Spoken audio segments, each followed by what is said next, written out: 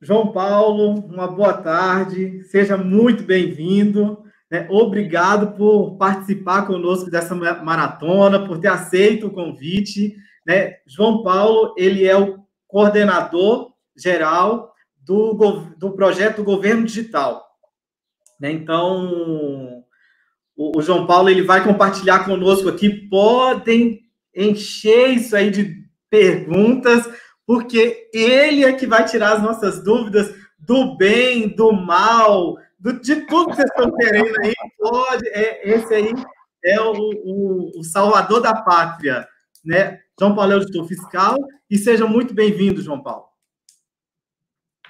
Obrigado, Thiago. Obrigado pelo convite, pela oportunidade de estar aqui apresentando um pouco do trabalho que a gente vem fazendo junto à Secretaria de Trabalho. Como o Maia comentou, a Coordenação Geral de Governo Digital Trabalhista ela foi criada para fazer frente à implantação do e-social, especialmente, e as interações do e-social com os demais projetos da Secretaria que precisavam ser transformados para a esfera digital. O nosso Ministério do Trabalho, ao fim de 2018, era o único que ainda utilizava na esplanada o processo físico, não se utilizava sequer de processo eletrônico.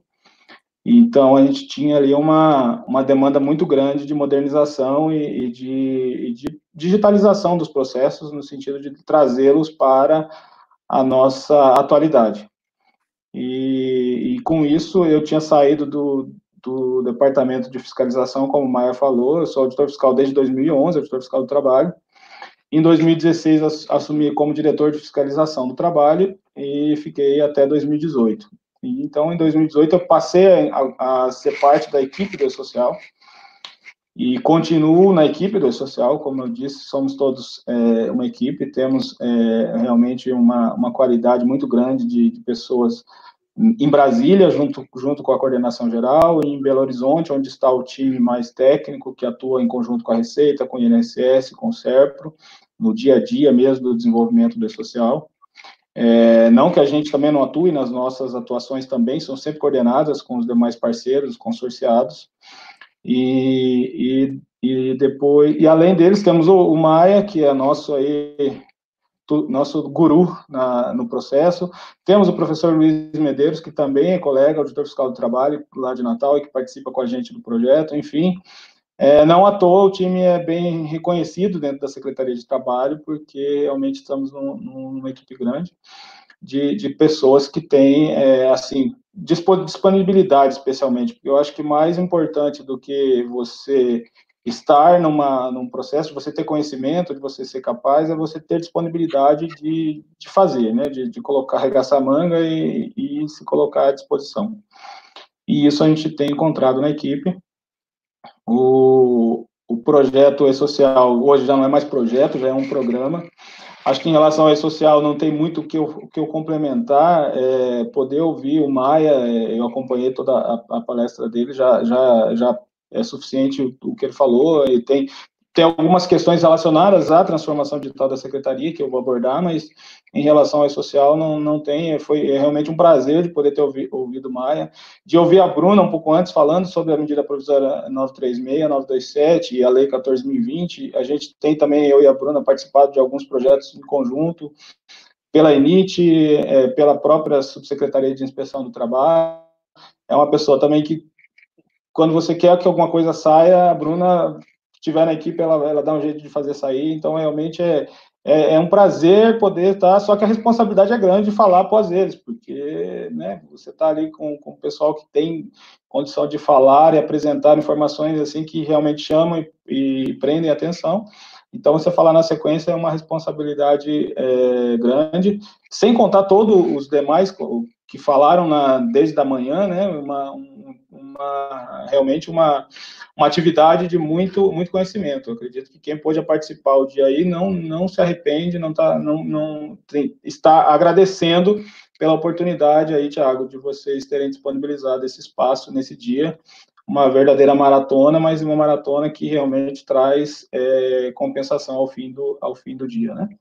Show. Gratidão, meu querido. Eu vou deixar você, segue aí o seu roteiro, tá? E aí eu vou capturando algumas perguntas que fizerem aqui e no final a gente volta aí com esse bate-bola de perguntas. Beleza? Tá ótimo, tá ótimo. Bom, seguindo então, como comentado, em 2019 foi criada a Coordenação Geral de Governo Digital Trabalhista dentro da Secretaria de Trabalho para coordenar a implantação do E-Social dentro da Secretaria Especial de Previdência e Trabalho e na relação dele com os demais projetos. Eu quero abordar aqui algumas informações da transformação digital da Secretaria de Trabalho, entre elas a que foi mais impactante, talvez, para todos e que permite, inclusive, a modernização de outros processos, é a carteira de trabalho digital. Ela já está atualmente com mais de 100 milhões de baixa. Veja que se você tem um aplicativo num país de 210 milhões de habitantes, com mais de 100 milhões de CPFs com esse aplicativo baixado, é realmente uma situação que você vê que a carteira de trabalho digital, só em 2020 foram mais de 90 milhões de baixa no aplicativo. Então, ela tem sido utilizada mesmo, é ali uma ferramenta de consulta para o empregado a qualquer momento, para estar inclusive avaliando se o empregador efetivamente fez aquele processo que deveria ser feito. A atualização da carteira de trabalho digital, em regra, ela é automática quase, uma vez enviada ao E-Social, ela já sensibiliza o CNIS em poucos minutos, e em poucos minutos está no aplicativo da carteira também. E a disponibilidade da carteira de trabalho digital, ela permite a contratação sem dificuldades, você tem que comparecer numa agência para retirar uma carteira, apresentar documentos numa agência, enfim, você elimina tudo isso, até porque a estrutura administrativa não é tão grande, então tinha muitas cidades que não tinham sequer localidade para retirar, para fazer a emissão dessa carteira, e hoje basta que a pessoa tenha um CPF, e ela consegue fazer essa baixa da carteira. E é um questionamento, parece bobo, mas eu recebo diariamente. Hoje eu respondi a 2 pessoas me questionando se o empregado que não tem uma carteira, ele não tem a carteira de trabalho física, como que ele faz? Basta ele baixar o aplicativo para que o empregador possa contratar? Na verdade, ele não precisa sequer baixar esse aplicativo. O aplicativo ele é utilizado, sim, para consulta, e ali, além dos vínculos alimentados, a partir do momento que a carteira de trabalho digital foi criada, estão também os vínculos anteriores, constantes do CNIS, para facilitar o histórico trabalhista. E é muito comum até que nesses vínculos anteriores, por serem vínculos de muitos anos atrás, em alguns casos, existam informações equivocadas, seja da CBO, seja da atividade lá que ela estava relacionada, porque na época a empresa colocou uma informação equivocada, seja uma falta de uma informação de baixa naquele vínculo, mas são vínculos, como ele está lá no CNIS, ele está sendo refletido na carteira de trabalho, né? Não é uma coisa não é uma falha do aplicativo, é uma informação que realmente está desatualizada no vínculo junto à Previdência. As correções, então, da carteira de trabalho, não existe uma correção direta no aplicativo da carteira de trabalho digital, a correção é feita totalmente no E-Social, então o empregador faz a comunicação da admissão, da demissão, ou dos outros ajustes necessários no vínculo, alterações, e isso já reflete na carteira de trabalho, ou sendo algum vínculo anterior à obrigatoriedade do E-Social, por meio da GFIP, que é feita essa alteração e a atualização, né, sensibilização do aplicativo. O acesso pode ser tanto pelo aplicativo, num celular, ou pode ser também via GovBR, na página serviços.mte.gov.br, ou gov.br/trabalho também, hoje a página mais atualizada, né, gov.br/trabalho, ali estão os serviços para acesso, inclusive a carteira de trabalho digital. Pela carteira de trabalho digital, é possível, esse é um outro projeto de modernização e de evolução que a gente trouxe para o requerimento do seguro-desemprego. Esse seguro-desemprego, que antes também era obrigatório o comparecimento na agência, numa superintendência, enfim, numa unidade para fazer o requerimento. A partir de um tempo, a partir de dezembro, especialmente, o empregado pode, por meio do aplicativo ou do portal GovBR, basta que o empregador tenha feito a comunicação no social, tenha feito a comunicação atualmente no empregador web e apresente aquele número de requerimento, o empregado consegue, por aquele número, entrando pelo aplicativo ou pelo GovBR, requerer o seu seguro-desemprego, e isso ele tem sido muito utilizado nesses meses, especialmente da pandemia, onde as unidades estão fechadas, e facilita imensamente o processo ali. Ele fez a solicitação, ele já aparece a informação das parcelas ou eventual correção que seja necessária, e todo o processo é seguido por ali. Se tiver necessidade de algum recurso, esse recurso também é apresentado diretamente no aplicativo, facilitando, então, todo esse processo sem necessidade de deslocamento. Inclusive, antes de entrar aqui, 5 minutos antes, eu estava atendendo uma pessoa que estava fazendo esse processo e tinha, em 1 minuto, ele me respondeu, deu certo, e já estava com o requerimento apresentado. A gente caminha para eliminar a necessidade desse número do empregador web, que é no número do requerimento, mas ainda está necessário, exceto para o empregado doméstico. O empregado doméstico é uma coisa recente, que a gente atualizou entre abril e maio, que foi feita a atualização, e o empregado doméstico já pode fazer aquela informação pelo app também, o requerimento, ou pelo GovBR, na verdade, um ou outro, sem a necessidade de ter o número de requerimento do empregador, porque o empregador doméstico não preenche o empregador web. Então, nesse caso, não há necessidade de requerimento nenhum. Basta que o empregador doméstico tenha feito a baixa no e-social, que isso já sensibiliza as informações para requerimento. E caminhamos para que os demais sejam dessa forma também, porque a nossa perspectiva é que no início de 2021, meados de 2021, haja substituição do empregador web pelo e-social. E o empregador não vai mais precisar comunicar a baixa no e-social e no empregador web. Essa comunicação vai ser feita exclusivamente no e-social, e a partir do prazo de comunicação, ele já vai ter condição, enquanto empregado, lá com aquele vínculo baixado, de fazer o requerimento do seu benefício sem necessidade do número de requerimento hoje, da comunicado de dispensa. Para o registro hoje no e-social, inclusive, não há mais obrigação de informar número de carteira de trabalho. Então, quem é um empregado que nunca teve vínculo, basta o CPF para o registro. O layout que hoje ainda está implantado no e-social, ele ainda exige um número de PIS, mas esse número de PIS não tem batimento. Então, se colocar 000, ele passa. É claro que a orientação não é que seja feita isso, porque a Caixa ainda precisa do número de PIS para gerar as suas guias. Então, até um questionamento aqui, um empregado recente que foi contratado agora e ele não tem.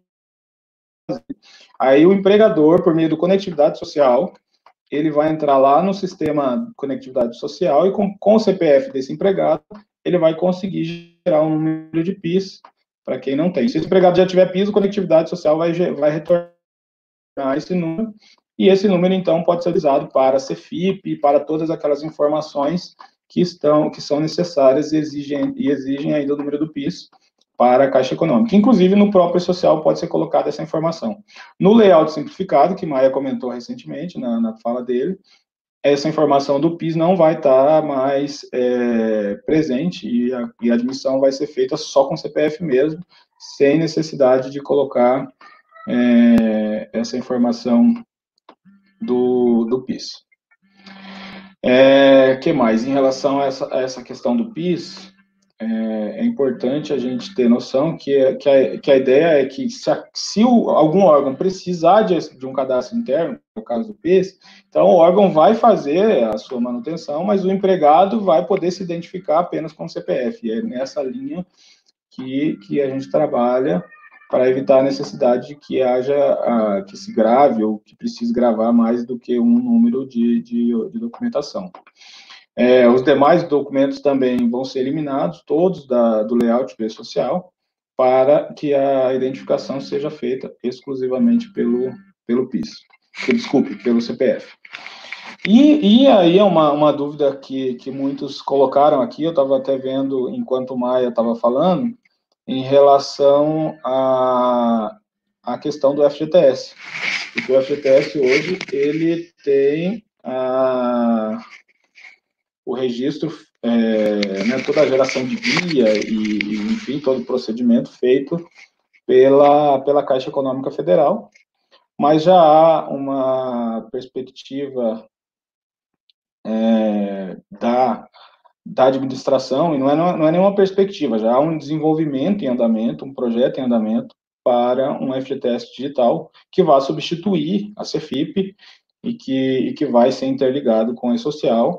Por meio do e-social vai ser feita a comunicação, como já é feita, né, dos vínculos e das remunerações, e essas remunerações, então, vão ser encaminhadas para essa plataforma do FGTS digital para a geração do pagamento, né, da guia de FGTS. Então, tanto a guia quanto as demais operações, parcelamento, compensação, restituição, todo esse processo vai ser feito nesse novo formato digital, vinculado ao e-social, né, a escrituração sendo feita pelo e-social, sem necessidade de duas escriturações, como é feita atualmente também. Hoje você tem que escriturar no e-social e escriturar na GFIP, né, via CEFIP.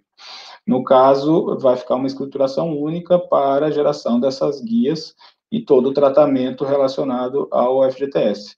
Assim como já é feito para a DCTF Web em relação aos grupos 1 e parte do grupo 2, né? Então, já é nessa mesma linha que vai acontecer a substituição do FGTS para todos, e a perspectiva também nessa entrada é para o ano de 2021. Como o Maia comentou, os cronogramas que estavam previstos para a entrada agora no final deste ano vão ficar para o primeiro trimestre, enfim, início de 2021, e isso também vai ser mais ou menos a época para a entrada dessa nova ferramenta que é o FGTS digital, na intenção de realmente modernizar e facilitar esse processo, evitando a escrituração dobrada, evitando o envio de informações duplicadas, e caminhamos realmente para a ideia aquela ideia do e-social de entrada única e de que o empregador não precise fazer mais do que uma informação, de modo a facilitar e simplificar o processo para o empregador, facilitar para o empregado que a informação esteja ali mais presente, mais rápida, então, para que ele possa requerer o benefício, como é o caso do seguro-desemprego, que a gente já está conseguindo fornecer esse serviço nesse momento. Imagina como seria se a gente não tivesse essa possibilidade de fazer a concessão do seguro-desemprego de forma eletrônica e digital, como está sendo feito, nesse momento de pandemia, quando as empresas todas fechadas, e não só as empresas, mas os órgãos públicos, né, que atendem, seja as superintendências regionais, as gerências, as agências, e os parceiros que faziam esse atendimento, todos fechados pela questão do isolamento social. Seria muito mais complicado, muito mais difícil para quem estivesse precisando, requerendo um benefício, na mesma linha dos benefícios do benefício emergencial, que também tem sido feito pelo empregador web. Em relação ao cronograma, esse cronograma que está previsto para setembro, todo ele vai ser transposto para 2021, possivelmente o início de 2021, seja para o primeiro grupo em relação aos eventos de saúde e segurança, para o grupo de órgãos públicos em relação aos seus primeiros eventos de cadastro de tabelas, e para o terceiro grupo, que compreende as empresas do Simples Nacional, microempreendedores individuais, pessoas físicas e entidades sem fins lucrativos, todos estão com esse cronograma sendo revisto para 2021. Agora, em setembro, não vai haver nenhuma entrada nova de informação no social, permanece o cronograma como tá hoje, quem está enviando as informações. Lembrando, e acho que isso é fundamental de se ressaltar, que as informações de vínculo, seja admissão, seja rescisão, seja a alteração de vínculo, precisa ser feito pelo e-social. Então, tem sido muito comum que a gente identifique situações que os empregadores não estão fazendo ainda no e-social. Por quê? Porque na GFIP é onde ele faz o pagamento da guia previdenciária, é na GFIP que ele faz o pagamento da guia de FGTS, é no empregador web que é feito o pedido para o seguro-desemprego. Então, tem sido comum identificar situações que o empregador não tem feito a alimentação, especialmente das rescisões no e-social.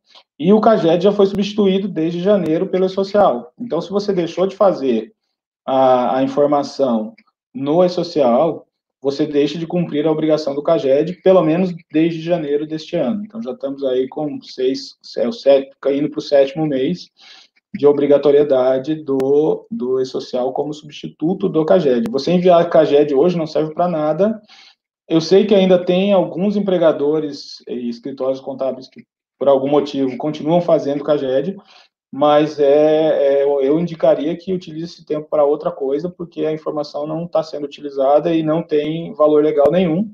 Assim como a situação da RAIS, eu vou aproveitar que a situação da RAIS é uma que tá pegando agora em relação ao abono, e eu vou dar fazer uma fala sobre esse aspecto também, até na forma de orientação mesmo, em relação a procedimentos. Mas, então, o CAGED é um exemplo de substituição, que não adianta mais mandar CAGED, pelo menos para quem é grupo 1, 2 e 3, ele só permanece para os grupos 4 em diante, então é só para órgãos públicos e entidades territoriais. Em relação à carteira de trabalho digital, a substituição se deu em 23 de setembro, pela portaria 1065, então, desde outubro já saiu a portaria 1195, trazendo quais são as informações necessárias. Aqui foi feito um questionamento, e autuação, existe multa por não envio do e-social? Não existem multas previstas para o envio, com a ementa dizendo, olha, deixou de comunicar o e-social. Mas, se você deixar de comunicar no e-social a baixa de um vínculo, a admissão de um empregado, a alteração contratual de um empregado, desde outubro, você pode ser autuado por não anotação de carteira de trabalho. Ah, mas eu anotei na carteira física do empregado. Foi muito bom, foi legal para o empregado, às vezes ele queria aquilo, mas você não cumpriu a obrigação legal. A obrigação legal é que essa anotação seja feita eletronicamente por meio do e-social. Essa é a única forma de cumprir com a obrigação legal prevista lá no artigo 29 da CLT, e tem vários outros, relacionadas à carteira de trabalho. Então, para alimentar a informação da carteira de trabalho, você precisa informar as admissões, demissões e todas as alterações contratuais no e-social.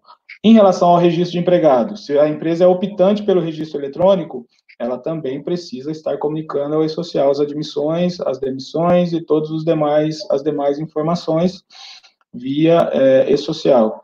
Se ela não estiver fazendo, ela também pode ser autuada por falta de registro de empregado ou por falta de atualização do livro de registro.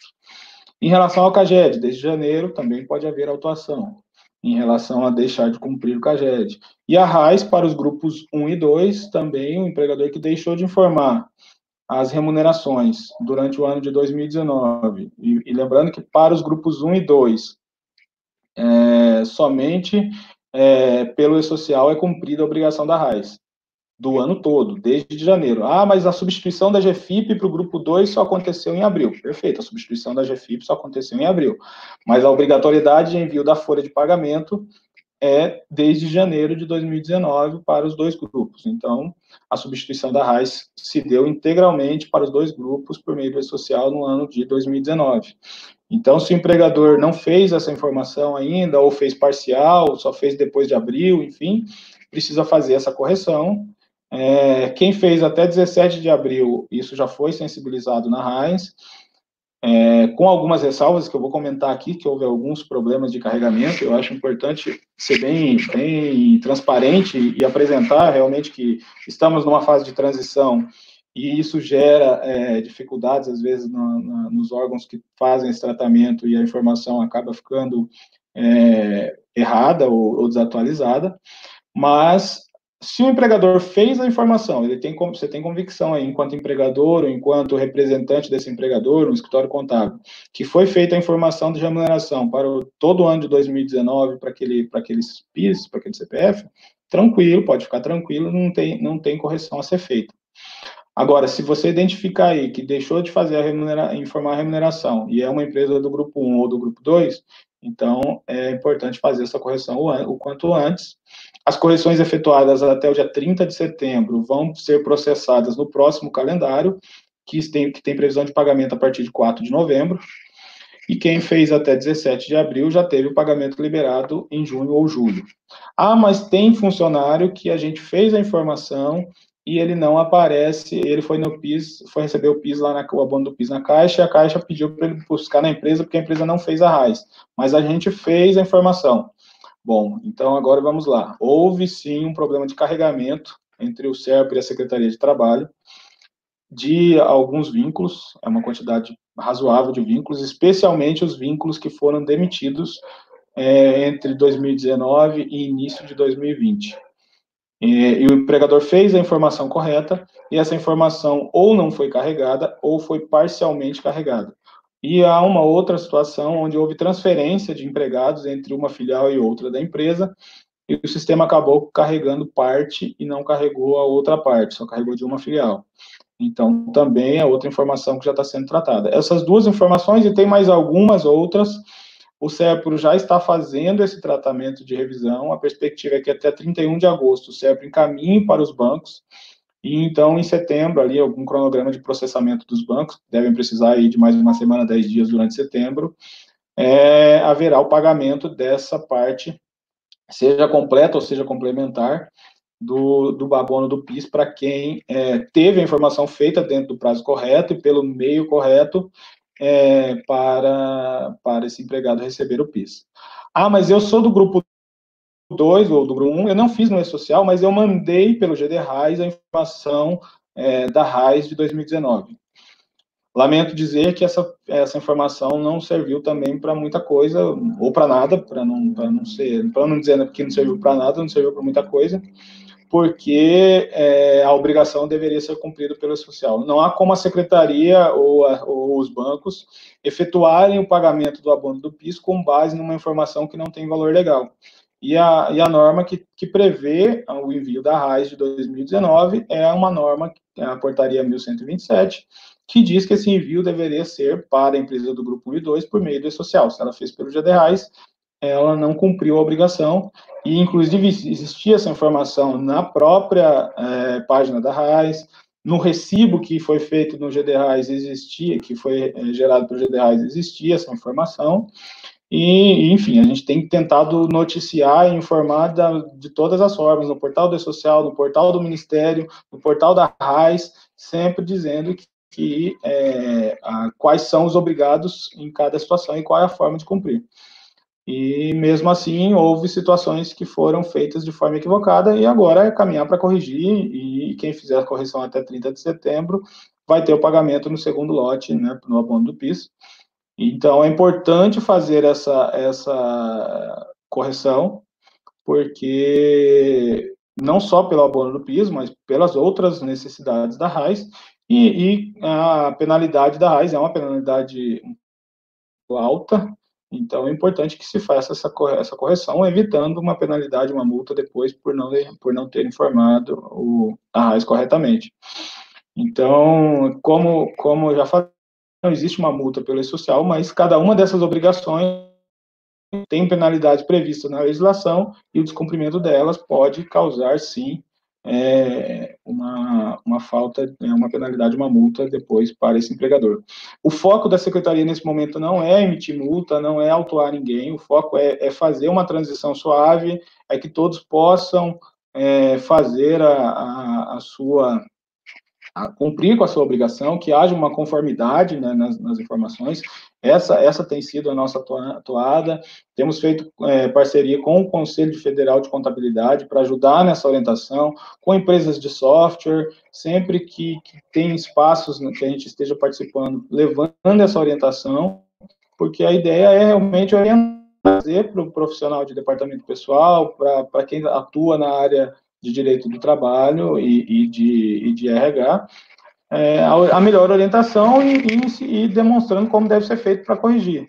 Mas, não havendo essa correção, a previsão legal é de autuação, e se houver uma fiscalização, por dever de ofício, inclusive, o auditor fiscal tem que ficar as penalidades, né? Como eu comentei, especialmente aquelas situações que houve demissão em 2019 ou início de 2020, teve um problema no carregamento, e isso tem gerado uma situação de desorientação, vamos dizer assim, porque o empregado busca ir na empresa, a empresa já tem certeza que fez aquilo, mas a informação não foi enviada para os bancos. Então, nesse caso, se a empresa tem a convicção que fez, não há procedimento a ser feito, é simplesmente aguardar o momento do mês de agosto, que deverá haver esse reprocessamento, então haverá o pagamento. Em relação ao saque do FGTS, até vi aqui um questionamento, e acho que a gente precisa caminhar para uma evolução mesmo, precisa ficar muito claro para todos que o empregado, a partir de outubro de 2019, ou final de setembro, de 3 de setembro de 2019, não precisa mais de carteira de trabalho em papel. A carteira de trabalho, ela é um documento eletrônico. Se o empregado tem aquele documento com a baixa, aquela informação ela tem o mesmo valor que ele ter um documento em papel com a baixa. Do mesmo modo, a admissão dele só vai poder dizer que a carteira está assinada na admissão quando o empregador enviou para o e-social a informação e anotou. Mas o empregador ele assinou na carteira em papel, então isso não cumpriu a obrigação. Então, mesmo para os órgãos públicos, essa informação precisa ser esclarecida.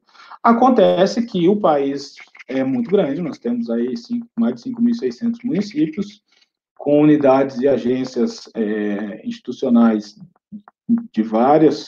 em vários deles, e é comum, sim, que aconteça que um ou outro empregado, funcionário de um órgão, um servidor público de algum órgão, não tenha essa informação atualizada. E é preciso esclarecer se o empregado, se houver uma resistência, encontrar uma forma de comunicar com outro órgão, pedir para que esse empregado faça contato com as suas administrações nacionais, porque a orientação tem sido no sentido de que deve ser aceito, sim, a informação eletrônica, não há necessidade alguma da informação em papel. A gente precisa trabalhar nessa evolução. Bom, além desse ponto, e depois o Thiago pode trazer mais alguns questionamentos em relação a esses pontos que eu abordei, abordar um pouco, então, que é um tema que também está no momento pegando bastante, que é o benefício emergencial. A Bruna já abordou bastante a parte normativa e, enfim, a parte legal do benefício, então não vou ficar entrando nessa esfera, mas falar um pouco da prática mesmo desse benefício emergencial. A norma traz a obrigação do empregador de fazer a comunicação ao Ministério em até 10 dias dessas suspensões ou reduções, e o Ministério da Economia, por meio da portaria 10.486, estabeleceu que a comunicação deve ser feita por meio do empregador web, e é lá que os empregadores têm feito a comunicação. Por uma questão de evolução do sistema, essa penalidade de informação atrasada, ela não aconteceu ainda, mas a perspectiva é que até o final de julho haja essa evolução, e o prazo de 10 dias deverá sim ser observado. E as situações muito grandes de equívocos na informação, e a gente precisa esclarecer algumas notificações que aparecem, como corrigir essa informação, por que aquela notificação apareceu, enfim.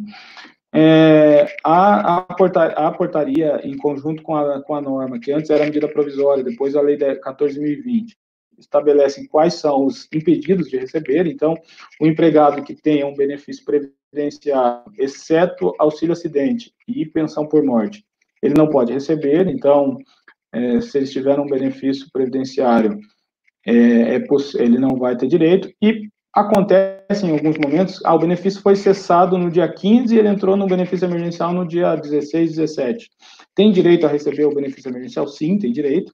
Só que é possível que o sistema não tenha sido atualizado e esse benefício vai ser negado inicialmente, mas bastará um recurso apresentado e demonstrando que o benefício previdenciário foi cessado antes do início do benefício emergencial, ou teve início depois do fim do benefício emergencial, que pode ser essa situação também, para que o benefício seja liberado.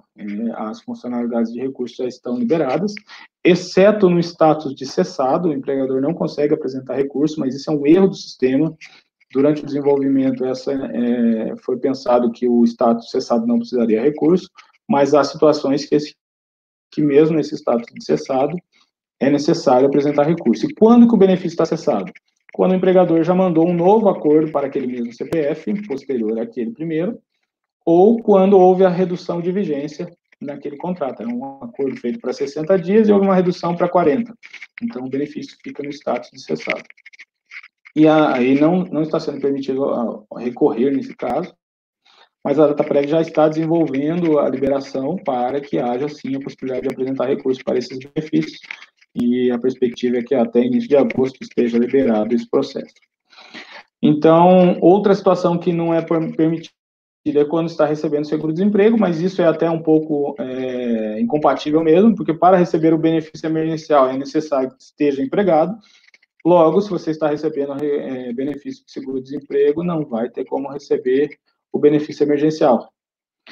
E, Thiago, você que está entrando, se quiser abordar alguma coisa, eu posso ir seguindo aqui, você vai me falando. Rapaz, então, aqui desesperado de tanta pergunta. Então, estou finalizando o teu raciocínio aí, a tua fala nesse assunto, e aí a gente faz um pinga-fogo que está pingando perfeito. fogo. Tá bom, ótimo. E enfim, complementando. Então, essa situação. A outra situação é ser empregado de órgão público, também não pode receber, mas eventualmente teve uma baixa, essa baixa não foi sensibilizada, então no recurso apresentado na portaria de baixa vai ser feita a liberação. E, por fim, é uma situação que não está na lei, mas está na portaria 10486, o empregado que for admitido depois de 1º de abril e que não tenha enviado ao E-Social ou ao CNIS as informações até o dia 2 de abril, olha aí a necessidade de você manter atualizado o E-Social, e acho que isso precisa ficar claro. Se não foi feito isso, ainda que ele tenha sido admitido antes, esse empregado também não tem direito, e esse benefício vai ficar com status de suspenso. Então, há uma reclamação muito grande de, mas o empregado foi contratado em março, eu fiz a CFIP na data certa e ele não teve direito. Sim, porque você não tinha obrigação apenas de fazer a CFIP no dia 5 ali de abril. Ou 7, acho que era 5, por causa de ser sexta-feira, mas você tinha a obrigação de fazer o E-Social também, a informação de admissão, antes da entrada dele no trabalho, e isso não foi feito, então, por isso, esse benefício também não vai ser concedido. Mas eu abordei alguma coisa simples, mas você acho que podemos seguir para perguntas, eu acho mais interessante fazer um bate-papo relacionado a perguntas, do que, às vezes, eu ficar abordando temas que, para mim, parecem importantes, mas pode ser que, para quem está assistindo, não seja exatamente o foco, né? Então, é importante a gente realmente abordar aquilo que está pegando aí mais, que tenha mais dúvidas, mais demandas. Mas saiba, João Paulo, que tudo que você falou foi de extrema relevância, e as perguntas deles foi de encontro à sua fala. Foi bem bacana, assim, tá bem bacana aqui. Primeiro, exaltar a hashtag Fica Caixa, né? Te amamos, tá bombando, assim. Tá uma coisa, assim, fantástica nesse chat aqui, né? A Caixa está sendo exaltada aqui. Nossa, o pessoal reclamou muito, e assim, eu tenho muitos amigos ali na Caixa, especialmente nessa área que está cuidando do parcelamento do FGTS, o pessoal está trabalhando arduamente e naquele estilo 24/7, sem fim de semana, sem feriado, mas eu não sei o que aconteceu ali, que teve um problema grave nesse pagamento aí da primeira parcela do parcelamento, e até agora não teve solução apresentada para a segunda. Enfim, vamos falar do nosso aqui. É o que eu digo, tem que tratar eles bem, ruim com eles, pior sem eles, né? E vamos seguir o baile. Vamos lá. João Paulo, a primeira pergunta, eu separei algumas, tá? Diz assim, João Paulo, quando será feito o reprocessamento dos arquivos do bem? um monte de funcionários ficou sem receber os dias proporcionais. Tá, teve uma situação, eu não sei se é desse ponto que a pergunta aborda, mas eu acredito que sim. Tem um erro no sistema, que é comum o empregador entrou lá e reduziu a vigência. No exemplo até que eu dei, era 60 dias, ele reduziu a vigência para 40. E tinha sido paga a primeira parcela. O sistema bloqueou, já apresentou a informação de que tem um recebimento maior e não liberou os outros 10 dias, só pagou a primeira parcela. Esse erro já foi identificado e já está em corretiva pela DataPrev. Eu não tenho como te apresentar data. Até como eu comentei no início, a nossa ação da coordenação é da implementação do e-social e essa interação dele com os outros sistemas. Então, a nossa ação junto ao empregador web é no processo de substituição do empregador web, que está em avaliação e em curso para acontecer. Em relação ao benefício emergencial, eu acabei entrando para dar um apoio aos colegas lá, e fui ficando e entrando, e, enfim, quando você entrou, o benefício emergencial, ele foi criado sem existir equipe para ele, é algo... A gente está vivendo um momento absurdo, né, muito, muito complicado para o mundo todo. E esse benefício, ele é fundamental para garantir a preservação de empregos e a manutenção de empresas. Se não fosse, o benefício seria muito maior o número de desempregados nessa fase. E aí foi criado e tiveram que assumir algumas pessoas. A área de gestão de benefícios do seguro-desemprego foi a responsável por coordenar, mas com o apoio de outros, porque eles já teve um aumento de demanda de seguro-desemprego nesse momento, e ainda vem um benefício emergencial que já teve mais de 15 milhões de pedidos. Então, você imagina a loucura que isso vira.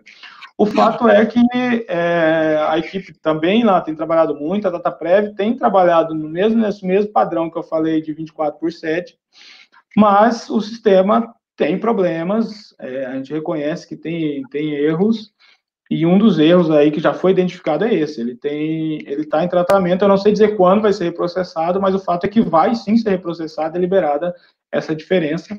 A DataPrev já está trabalhando também no processo de compensação, que eu posso até falar, se surgir alguma pergunta sobre o erro da sexta-feira aí passada, eu abordo essa questão da compensação.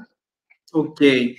O Liberato Laus, ele trouxe assim, por que eu tenho que acessar o Emprega Brasil, empregador web, com certificado digital, e mesmo assim ele pede um cadastro de gestor com login e senha?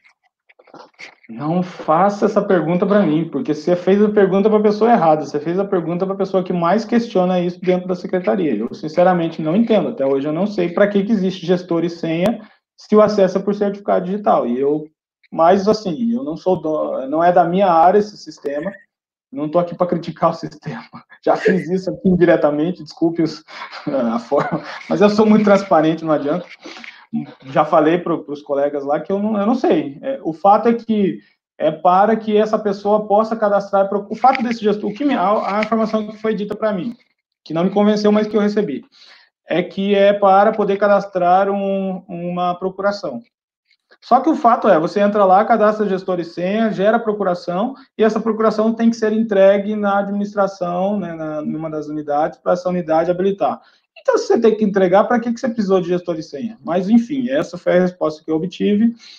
Por isso, mas só que o momento vamos mexer em evolução do empregador web agora? Não adianta eu evoluir o empregador web, porque a gente vai substituir. A nossa intenção é acabar com o empregador web. E, então, isso vai acontecer em breve, mas nesse momento a gente vai ter que lidar com essas situações como está posta mesmo. Show de bola. A Bárbara Gonçalves, ela fala assim, para um trabalhador que não consegue fazer a carteira física devido à pandemia, que está com vários postos fechados de emissão de carteira de trabalho, para as novas contratações, apenas a CTPS digital vale?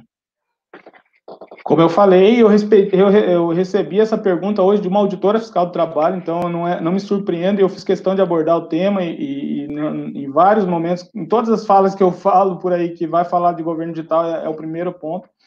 Hoje, para o empregado ser contratado, ele só precisa do CPF, nada mais do que isso. O empregador só precisa do CPF, e com o CPF ele vai entrar no E-Social para fazer o cadastro.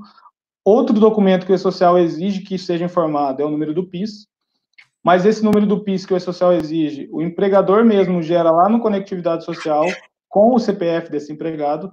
Então, com base nesse CPF, o empregador gera o número desse PIS no Conectividade Digital, e é esse número que vai ser informado. No lugar de carteira, a informação é para colocar o próprio CPF, os 7 primeiros dígitos como número de carteira, os outros 4 como série, e a UF é a UF de residência mesmo ali do empregado.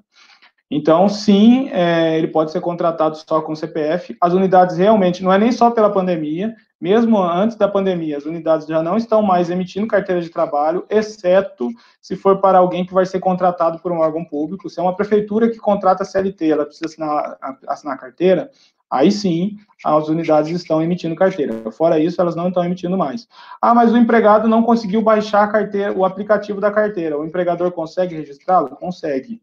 O empregador, com o CPF, ele faz todo o processo. Se o empregado baixar o aplicativo da carteira, ele vai ter ali a consulta. Se ele não fizer a baixa do aplicativo, não vai ter problema nenhum, o registro está feito do mesmo jeito. Ok. A Wilza, ela pergunta assim, ó, alguém que nunca trabalhou para tirar CTPS digital precisa se inscrever na Previdência primeiro? Não. Para tirar a carteira, CTPS, né? Carteira mesmo, né? Bom, acho que a resposta anterior acho que já abordou essa questão. Não há necessidade. Ela já é pré-emitida, né, João Paulo? É pré-emitida para todos. Ela é pré-emitida. Uma vez existindo o CPF, ela está pré-emitida.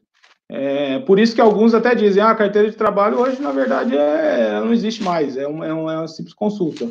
Mais ou menos. Realmente o que há ali é um aplicativo de consulta onde você, enquanto empregado, cidadão brasileiro, vai lá, ou não vou nem dizer nem cidadão brasileiro. Se você tem um CPF, mesmo que seja estrangeiro, você consegue fazer o acesso a essas informações também. Ok. A Ana Lúcia, ela diz assim, João Paulo, como fica no caso da RAIS das empresas do grupo 1 e 2? Os grupos que informaram corretamente o E-Social e a Caixa diz que tem erro da empresa. Então, eu abordei um pouco esse tema também. Se você, enquanto empregador ou contabilista, tem a convicção de que você fez a informação correta, informou a remuneração dos 12 meses ali, ou eventualmente do prazo de contrato daquele empregado durante o ano de 2019, até 17 de abril de 2020, você alimentou o sistema com essas informações, pode ficar despreocupada, não há necessidade de fazer qualquer procedimento, isso deve estar naqueles PIS que foram identificados com problema pelo SERPRO, são alguns milhões, e esse número vai ser, esse abono vai ser liberado no processamento do fim de agosto. Agora, se você identificou que eu realmente não fiz a informação de um mês ou de alguns meses, então é simplesmente entrar no E-Social, fazer a correção dessa informação, prestar essa informação, até 30 de setembro, o segundo lote vai ser liberado para pagamento a partir de 4 de novembro, para quem fizer essa retificação. Eu já aproveito para responder o Bruno aqui. Bruno, tanto faz, CPF ou carteira de trabalho. Ele pergunta qual informar no E-Social. É indiferente, porque é uma informação que vai ser, inclusive, eliminada do layout na próxima versão. Ok. A Maria Cris, ela diz assim, existe a possibilidade do trabalhador validar os seus vínculos trabalhistas na CTPS digital, visto que aparecem empresas desconhecidas em nosso CNIS? Há possibilidade, sim, de fazer junto ao INSS, porque, assim, como eu comentei, a carteira de trabalho digital, ela poderia só estar ali com as informações a partir do momento que ela passou a ser digital. Porém, por uma opção, ela trouxe os vínculos do CNIS para aquele CPF desde sempre. E pode ter acontecido na hora de fazer o elo entre esses PIS, que um PIS de outra pessoa acabou ficando vinculado ao PIS dela. E aí, por isso, aparecem vínculos que ela não conhece, ou, pelo contrário, algum vínculo dela sumiu. Então, ela pode, sim, buscar a Previdência. Nesse momento, eu acredito que está meio complicado, porque as agências da Previdência estão em atendimento remoto, mas, posteriormente, ela pode sim, ou no momento que ela for requerer algum benefício, pedir para fazer a correção. O grande problema é que a correção, quando é feita pelo próprio empregador, é mais fácil. Quando você vai fazer, você tem que apresentar documentos, enfim. Mas, nesse caso, como é algo que apareceu e que ela não tem nada a ver, ela vai conseguir, possivelmente, eles vão identificar de onde veio e levar isso para o lugar correto, fazer o ajuste nesse elo. Ok. Só mais uma, João Paulo, que a gente já está caminhando para o final, tá? Que ela pergunta assim, olha, como devemos orientar o empregado quando ele nos solicita auxílio com relação aos dados de contrato anteriores que estão incompletos? Para onde devemos encaminhá-lo? É a marca Então, Erquilho. certo. O ideal mesmo, quem faz o ajuste de vínculos anteriores é o empregador anterior. Então, se há uma empresa que ainda está ativa e ela deixou de fazer a comunicado da remuneração, basta procurar essa empresa, ela vai fazer pela GFIP do ano e competência que houve a saída e vai prestar essa informação. Agora, se é um empregador que já não existe mais, aí é realmente via Previdência, num processo administrativo, demonstrar que aquela baixa aconteceu. Porque, ou via judicial, né? Se conseguir, se tiver uma ação judicial também que demonstra a baixa daquele vínculo, ela vai ser baixada no CNIS. Como eu disse, a carteira ela só reproduz a informação do CNIS. Ela poderia, por exemplo, ter apenas um link para o meu INSS. Talvez ela gerasse menos dúvidas se ela tivesse só um link para o meu INSS e onde o empregado buscasse aquela informação. Mas optou-se por apresentar todas as informações, mas ela só reproduz a informação que está lá no CNIS e quem administra é o INSS. Certo. Por último, fechando as nossas perguntas, porque são muitas, né? Talvez depois a gente tente fazer uma live contigo para tentar ajudar mais esse povo, a gente vê a disponibilidade, enfim. Mas, por último, acho que é bem importante a questão dos múltiplos contratos, né? 2 contratos da mesma empresa. Como é que ficou isso? Se eu falar para você que não ficou ainda, você acredita? Eu até ouvi alguém colocando aqui, eu gosto do João Paulo porque o dele é na lata. E realmente, se é para falar que é bom, se é para falar que é ruim também. Mas o fato é que ainda não houve definição pela Secretaria de Trabalho, em conjunto com a Dataprev, para informação desses benefícios, desses múltiplos vínculos na mesma empresa. Quando o múltiplo vínculo é de empresas diferentes, está funcionando tranquilo. A informação, pelo menos, teve um bloqueio de pagamento em relação à dúvida se era devido ou não, mas é certo que é devido. Agora, quando é um múltiplo vínculo na mesma empresa, que é muito comum na área de educação, na área de saúde, o sistema ainda não permite. Se pensou em fazer isso por recurso, o problema é que os atendentes ainda não estão conseguindo fazer esse cadastro do segundo. E eu fico aqui devendo a resposta, porque a gente não tem a resposta. Você pode me cobrar mais à frente, eu vou levar essa demanda para a Subsecretaria de Política do Trabalho e para a Dataprev, que são os responsáveis. Às 18h30, agora mesmo, a gente tem uma reunião sobre uma pauta, e eu vou novamente levar essa discussão, mas essa discussão já está mapeada, sim, assim como a questão da alteração de faturamento, que as empresas que informaram o faturamento equivocado e precisam corrigir também está mapeado para alterar. O fato é que as demandas são grandes e eles não têm conseguido, né, enquanto empresa de desenvolvimento lá, fazer as alterações a contento. Show. João Paulo, estão perguntando se tem algum contato teu, se passar o teu WhatsApp, tu não dorme mais, né? Cara, eu já não tô dormindo, você imagina como é que a gente faz, né? Mas assim, não sei, eu acho que é mais fácil a gente pensar realmente nessa tua ideia de marcar uma nova conversa, sei lá, eu acho que a gente pode convidar as pessoas para te seguirem lá no Instagram, o que você acha? No Instagram, sim, no Instagram eu tenho feito, inclusive no Instagram, alguns vídeos, alguns posts que tentando esclarecer, né? É mais fácil porque você acaba fazendo geral e atende a todos.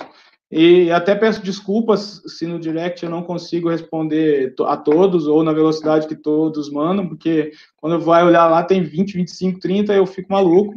Além do WhatsApp, do e-mail, enfim, posso passar meu e-mail, mas eu não sei, eu acho que é mais fácil. Só fala para o pessoal aí o seu Instagram, que eles vão... é joaopaulo.fmachado. Então, pessoal, sigam o João Paulo, joaopaulo.fmachado, tá? E ele vai nos ajudar ali com posts, com lives. Ele já tem ajudado muito em parceria ali com a Geni. A Geni é a nossa... o Liberato acabou de falar aqui para chamar a Geni para a gente fazer uma live, e a gente pode realmente marcar alguma coisa. Realmente a Geni ajuda muito nesses esclarecimentos, a gente tem contato diário. A Bruna tem feito também esclarecimentos no Instagram, o Thiago, que é um colega lá de Minas, também tem feito. Enfim, a gente tem tentado gerar uma rede ali de contatos que possa estar levando esses esclarecimentos.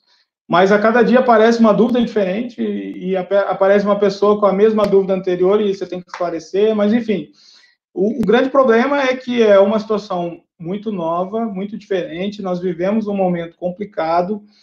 Está difícil de conseguir atender a demanda na necessidade. Como eu comentei mais cedo, o número de benefícios já é mais de 15 milhões de benefícios emergenciais. E aí tem mais a questão do seguro-desemprego, aí tem toda essa transformação digital, enfim. Mas, enfim, se a gente não tiver disponível para falar e apresentar, e por isso que eu sempre me coloco à disposição para esses eventos, porque eu acho que é o momento que a gente consegue esclarecer. Porque se eu for fazer no 1 a 1, no pinga-pinga, no WhatsApp, no direct, não dou conta e fica todo mundo mal atendido e não fica esclarecido, né? Então, acho que é isso que a gente precisa fazer mesmo, esses eventos mais amplos. Show, meu amigo.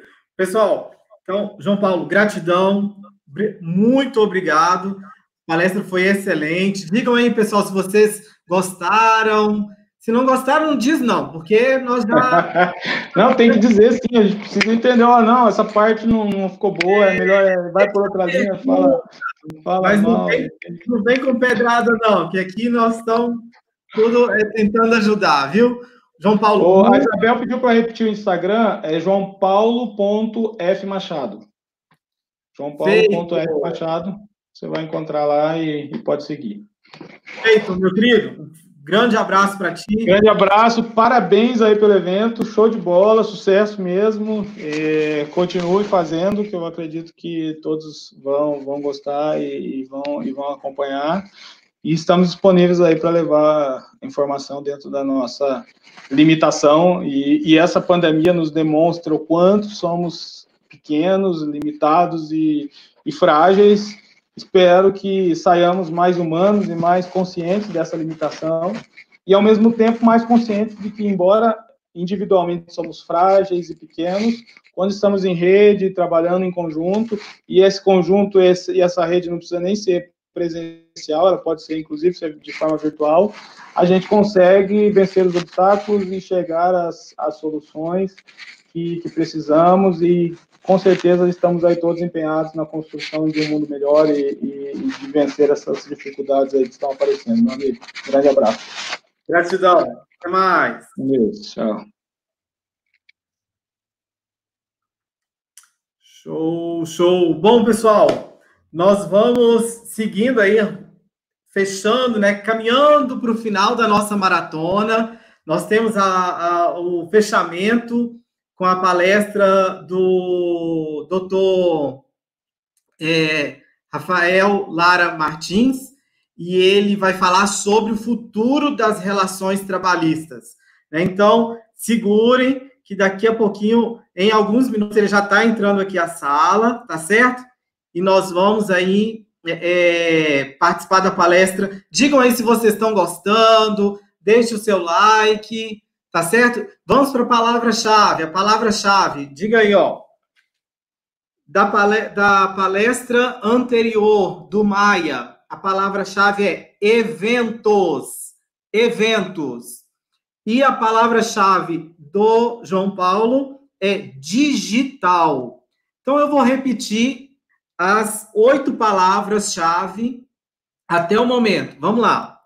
Prevenção, segurança, dano, novidade, crise, acordo, eventos e digital. Beleza? Então, segura que nós vamos iniciar a palestra às 18 horas em ponto. Agora eu vou deixar um vídeo muito importante para vocês assistirem. Só um pouquinho. Stop screen. Vamos lá.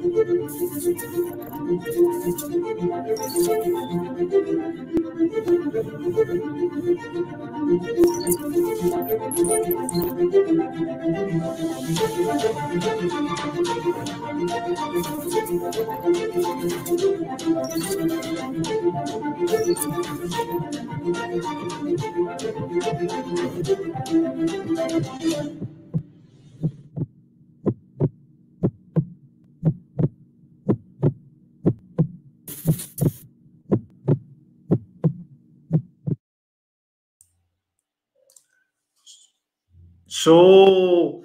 Esse é o vídeo. Eu quero convidar vocês para o ESAR, que é o Encontro Sul-Americano de Recursos Humanos, promovido pela Associação Serrana de Recursos Humanos, tá ok? Façam parte, busquem exar.com.br, vai ser presencial em Bento Gonçalves.